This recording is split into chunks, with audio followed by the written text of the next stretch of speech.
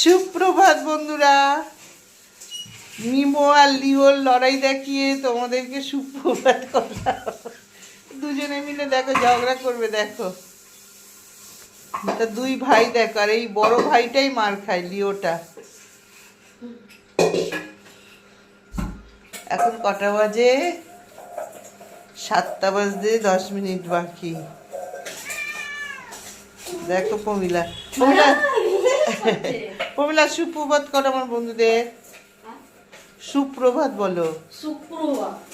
সুপ্রভাত বন্ধুরা। সুপ্রভাত বন্ধুরা।